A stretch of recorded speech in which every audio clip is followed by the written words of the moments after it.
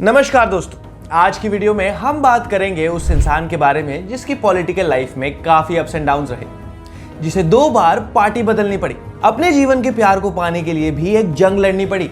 एक तरफ बेटी की शादी थी और दूसरी तरफ उन्हें जेल भेज दिया गया। लेकिन जेल से आने के बाद उसने ऐसी कसम खाई जिसके बाद वो इंसान आज इंडिया के एक स्टेट का यंगेस्ट चीफ मिनिस्टर बन गया। नाम है रेवंत रेड्डी। रेवंत रेड्डी का जन्म 8 नवंबर 1967 को अविभाजित आंध्र प्रदेश में नगर कुर्नूल के कोंडारेड्डी पल्ली में हुआ था। उस समय तेलंगाना भी आंध्र प्रदेश का ही हिस्सा हुआ करता था।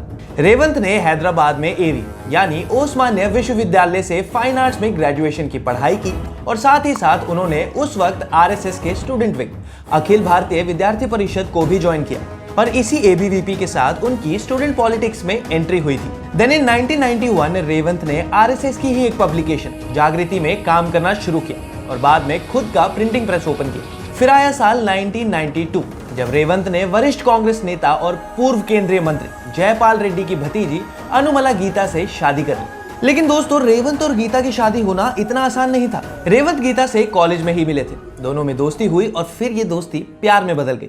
लेकिन आपको तो याद ही होगा कि रेवंत अपने कॉलेज डेज में एबीवीपी से जुड़े थे और गीता का परिवार कट्टर कांग्रेसी है। ऐसे में दिक्कत तो होनी ही थी। जैसे ही दोनों की लव स्टोरी के बारे में गीता रेड्डी के पिता को पता चला, वैसे ही मामला गंभीर हो गया। गीता रेड्डी के पिता अपनी बेटी की शादी रेवंत रेड्डी से नहीं करवाना चाहते थे, इसलिए उन्होंने अपनी बेटी को अपने बड़े भाई जयपाल रेड्डी के पास दिल्ली भेज दिया था और इससे रेवंत के ऊपर राजनीति का दबाव भी बढ़ने लग गया।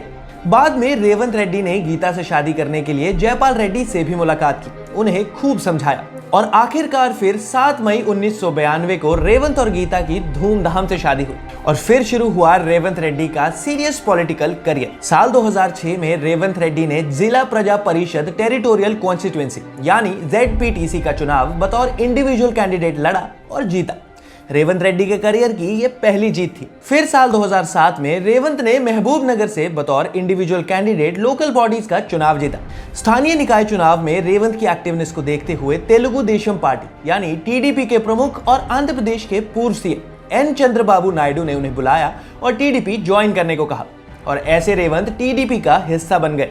2009 में रेवंत ने TDP के टिकट पर अपना पहला विधानसभा चुनाव लड़ा और 6,989 वोटों से जीत दर्ज की। रेवंत ने कोडंगल सीट से कांग्रेस के 5 बार के सिटिंग विधायक गुरुनाथ रेड्डी को हराया था। जरा सोच कर देखिए, फिलहाल रेवंत रेड्डी जो कांग्रेस पार्टी के ही सीएम बने, उन्होंने इतिहास में कांग्रेस पार्टी के ही कैंडिडेट को असेंबली इलेक्शन में हराया था।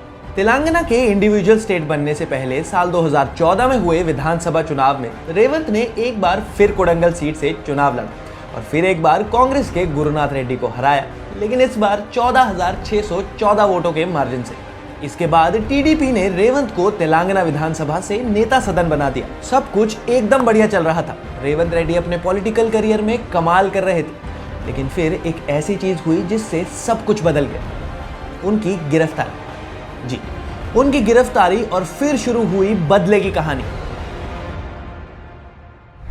कहानी से पहले आप ये जान लीजिए कि फिलहाल तेलंगाना में कांग्रेस की सरकार है और रेवंत रेड्डी सीएम है। लेकिन इस बार के स्टेट इलेक्शन से पहले तेलंगाना में साल 2014 से साल 2023 तक BRS भारत राष्ट्र समिति की सरकार थी और BRS पार्टी से सीएम थे केसीआर, पूरा नाम के चंद्रशेखर राव। अब वापस आते हैं कहानी पर। साल 2015 में जब केसीआर की गवर्नमेंट थी, तब रेवंत रेड्डी को कैश फॉर वोट स्कैम के आरोप में गिरफ्तार कर लिया गया था। रेवंत पर आरोप था कि उन्होंने एल्विस स्टीफनसन जो BRS के MLA थे, उन्हें वोट के बदले 50 लाख रुपए दिए थे, जो ऑन कैमरा रिकॉर्ड भी हुई थी और जिसकी वजह से रेवंत को जेल जाना पड़ा।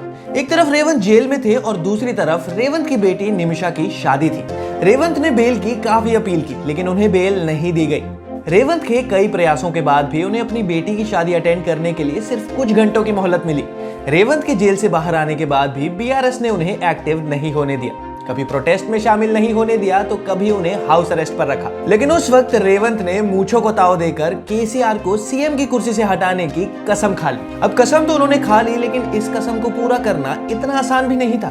साल था 2016। तेलंगाना में TDP के कमजोर होने से सभी विधायक TDP से निकल गए। ऐसे में रेवंत वहां अकेले रह गए।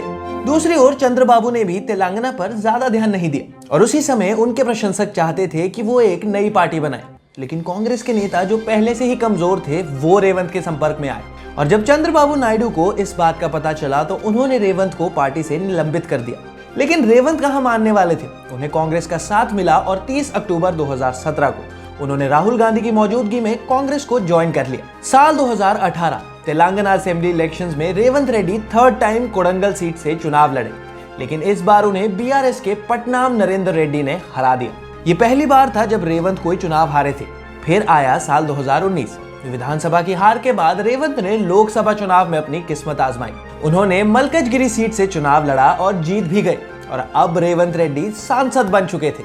साल 2021 में रेवंत को बड़ी जिम्मेदारी मिली जब कांग्रेस ने उन्हें अपनी तेलंगाना प्रदेश कांग्रेस कमेटी का अध्यक्ष बना दिया। फिर फाइनली इस साल यानी 2023 के तेलंगाना असेंबली इलेक्शंस में रेवंत रेड्डी ने बीआरएस के नेता और तेलंगाना के पूर्व मुख्यमंत्री केसीआर के अगेंस्ट कामारेड्डी विधानसभा सीट से चुनाव लड़ा। यहाँ रेवंत और केसीआर दोनों को भाजपा उम्मीदवार से हार झेलनी पड़ी। हालांकि रेवंत ने दूसरी सीट कोडंगल से चुनाव जीत लिया था। तेलंगाना में कांग्रेस 119 में से 64 सीटों से जीती और तेलंगाना में अपनी सरकार बनाई।